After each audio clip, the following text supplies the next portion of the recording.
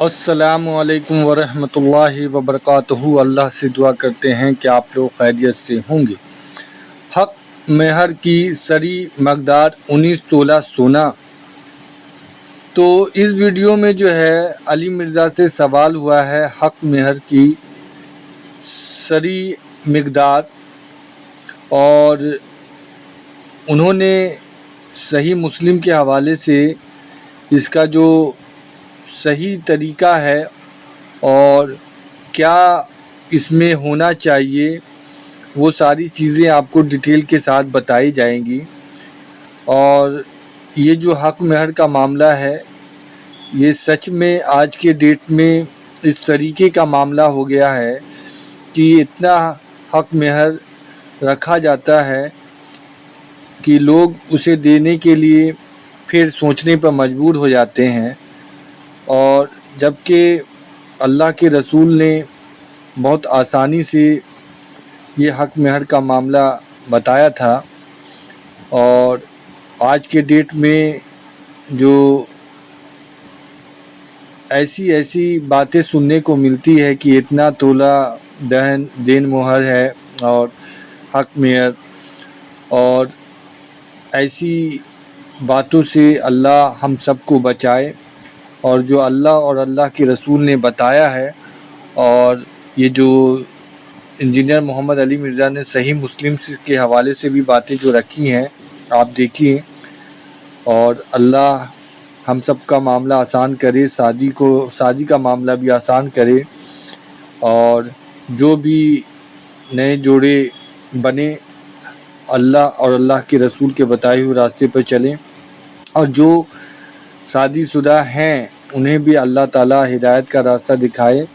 اور ہم سب کو چاہیے کہ حق بات بولیں، حق بات دوسرے تک پہنچائیں، یہ ہماری بھی ذمہ داری بنتی ہے، اور اللہ ہم سب کو ہر بری چیزوں سے بچائے، آمین ثم آمین۔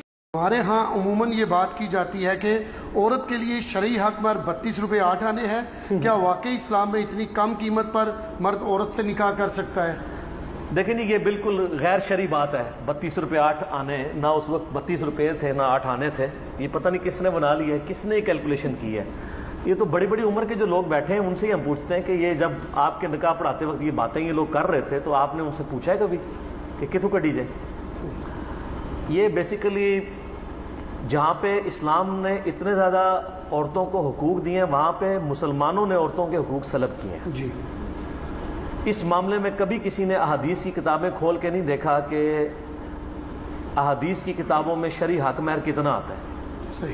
صحیح مسلم کے اندر حدیث موجود ہے، مشکات المصابیح کی دوسری جلد جو ہے نا، اس میں کتاب النکاح چیپٹر میں آپ کو ایک چیپٹر حق مہر والا بھی ملے گا، اس میں آپ پڑھ کے دیکھ لیجئے گا۔ قرآن حکیم میں تو سورہ نساء میں کیٹاگوریکل آیا ہے کہ اگر تم لوگوں نے ڈھیروں سونا چاندی بھی اپنی بیوی کو دیا نا حق مہر میں، طلاق کے بعد واپس نہ لو، تو ڈھیروں سونا چاندی بھی آپ حق مہر میں دے سکتے ہیں۔ البتہ صحیح مسلم میں حدیث ہے کہ نبی صلی اللہ علیہ وآلہ وسلم نے ازواج مطہرات کا جو حق مہر تھا نا وہ کتنا رکھا تھا وہ آپ دے ہی نہیں سکتے۔ وہ حق مہر تھا 12.5 اوکیا چاندی، اور ایک اوکیا جو ہے اس میں 40 درہم ہوا کرتے تھے، یہ 500 درہم بنتے ہیں، 500 درہم۔ اور سنن ابی داؤد، ترمذی اور سنن دارمی میں ملتا ہے کہ نبی علیہ السلام نے اپنی بیٹیوں کا حق مہر بھی یہی رکھا تھا، 500 درہم۔ 500 درہم میں آج آپ کو ذرا کیلکولیٹ کر کے بتاتا ہوں۔ نبی صلی اللہ علیہ وآلہ وسلم کے مبارک زمانے میں 200 درہم جو ہے وہ 52.5 تولے چاندی ہوا کرتی تھی، وہ جو نصاب ہے، اور اس کی ورتھ اتنی ہوتی تھی جو 20 دینار کی ہوا کرتی تھی، 7.5 تولے سونا آج کا۔ نبی صلی اللہ علیہ وآلہ وسلم کے مبارک زمانے میں 2 کرنسیز چلتی تھی، چاندی کی کرنسی کو کہتے تھے درہم اور سونے کو دینار۔ 1 دینار کے اندر 10 درہم آتے تھے، یعنی 10 ٹائمز تھا، یعنی 1 سونے کا سکہ ہو تو 10 آپ کو چاندی کے سکے ملتے تھے۔ 20 دینار 7.5 تولے سونا ہوتا تھا، تو اس کے ایکویلنٹ 200 درہم یعنی اس سے 10 ٹائمز 52.5 تولے چاندی ہوا کرتی تھی جو زکوٰۃ کا نصاب ہے. تو 200 درہم ہو گیا 52.5 تولے چاندی یا 7.5 تولے سونا. تو 500 درہم کتنے تولہ سونا بنے گا؟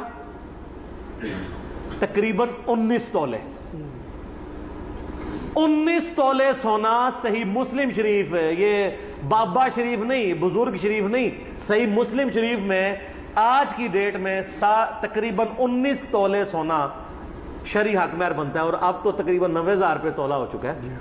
16-17 لاکھ روپے آج کا بنتا ہے. اب یہ نہ ہو نوجوانوں کے چہرے لٹک جائیں کہ پھر تسی بیاہ کر بیٹھے. یہ پریفریبل ہے. اگر کوئی شخص غریب ہے تو اپنے کفر میں شادی کرے. صحیح بخاری میں حدیث ہے اپنے ہم پلہ لوگوں میں کرو. اس میں آپ غریب ہیں تو آپ 5 درہم کے اوپر بھی کر سکتے ہیں، وہ حدیث بھی موجود ہے. حتیٰ کہ بخاری مسلم میں حدیث ہے کہ ایک غریب شخص نبی علیہ السلام کی خدمت میں بیٹھا تھا، ایک عورت آئی، اس نے کہا یا رسول اللہ میں اپنا آپ کو ہبہ کرتی ہوں، یعنی آپ مجھ سے شادی کر لیں. وہ بھی بہت غریب عورت تھی. آپ صلی اللہ علیہ وآلہ وسلم نے خاموشی اختیار کر لی. پھر آپ نے فرمایا کوئی اس سے نکاح کرنا چاہتا ہے؟ تو ایک غریب آدمی کھڑا ہوا، اس نے کہا یا رسول اللہ میں. آپ نے فرمایا کوئی چیز ہے حق مہر میں دینے کے لیے؟ کوئی چادر کا نہیں، کا کوئی انگوٹھی، کچھ بھی نہیں، کچھ بھی نہیں سر دینے کے لیے، گھر میں کچھ بھی نہیں. پھر آپ علیہ السلام نے اینڈ پہ پوچھا قرآن یاد ہے؟ اس نے کہا مجھے کچھ صورتیں یاد ہیں. تو آپ صلی اللہ علیہ وآلہ وسلم نے فرمایا کہ بس وہ قرآن کا حصہ جو تمہیں یاد ہے اس کے عوض میں اس عورت کا نکاح تم سے کرتا ہوں. لیکن یاد رکھیے گا یہ غریبوں کا آپس میں ہے جی. یہ نہیں ہے کہ ایک امیر عورت آپ ایک غریب بندے کے والے قرآن کے والے کر دیں. یہاں تو لوگوں نے اس حدیث سے اور زن کرے قرآن سے شادی کروانا شروع کر دی. وہ سر قرآن سے شادی نہیں ہوئی تھی، قرآن جو حفظ تھا اس کے عوض عورت سے شادی ہوئی تھی. تو وہ ٹھیک ہے، اگر کوئی غریب ہے تو وہ اپنے کف کے اعتبار سے دیکھے گا نا، اپنے ہم پلہ لوگوں کے اعتبار سے جی، اپنی حیثیت کے مطابق. یہ تو نہیں ہے کہ آپ نے ایک ایئر کنڈیشن ماحول میں رہنے والی بچی کو پکڑ کے جھونپڑی میں پھینک دینا ہے. اسلام تو اس چیز کو پسند نہیں کرتا. تو وہ آپ اس اعتبار سے یعنی حق مہر کم بھی ہو سکتا ہے، اس میں کوئی مسئلہ نہیں ہے. یعنی یہ میں وہ 32 روپے 8 آنے کی بات کر رہا ہوں، وہ تو ہے ہی کہانی ہے، ٹھیک ہے نا، وہ کوئی شرعی نہیں. اگر شرعی پہ آنا ہے نا تو میں نے مسلم شریف سے امہات المومنین کا اور ابو داؤد ترمذی اور سنن دارمی سے نبی علیہ السلام کی بیٹیوں کا حق مہر بتایا ہے 500 درہم. آج کے وہ آلموسٹ بنتے ہیں 19 تولے سونا کیلکولیشن کرنے کے بعد.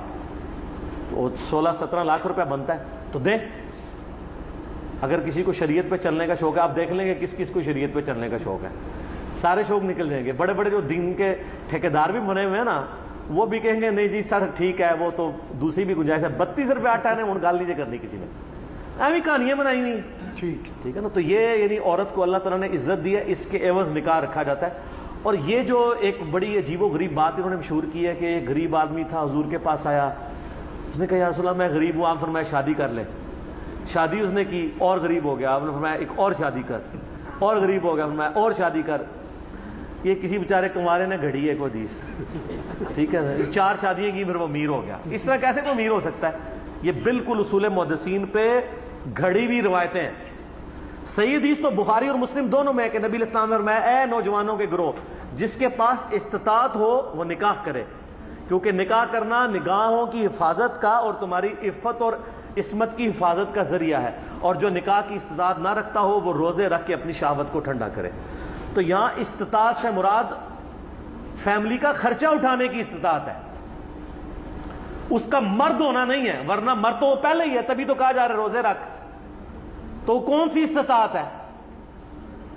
اگر اس میں یہاں استطاعت سے مراد لیا جا رہا ہے کہ اس کی وہ مردانگی، تو پھر تو یہ کہنے کی ضرورت ہی نہیں ہے روزہ رکھ کے ٹھنڈا کر. اگر اس میں مردانگی نہیں ہے، یہاں استطاعت مراد کون سی استطاعت ہے؟ کہ اس کے اندر یہ استطاعت ہو کہ وہ شخص خرچہ اٹھا سکتا ہو. اگر وہ خرچہ نہیں اٹھا سکتا تو اس کو کوئی حق حاصل نہیں ہے صحیح کہ وہ شادی کرے. اور وہ مصیبت ڈال دیتے ہیں، مطلب اپنے ماں باپ کو بھی، 2 خاندانوں میں الٹا مصیبتیں شروع ہو جاتی. لیکن اگر کسی کے ماں باپ فائنینشلی سٹرانگ ہیں اور وہ اپنی اولاد کے بعد کے خرچوں کو چلا سکتے ہیں، جیسے جو لوگ نسلاً امیر چل رہے ہیں، ادھر تو کوئی اور وجہ نہیں بننی چاہیے شادی لیٹ کرنے کی.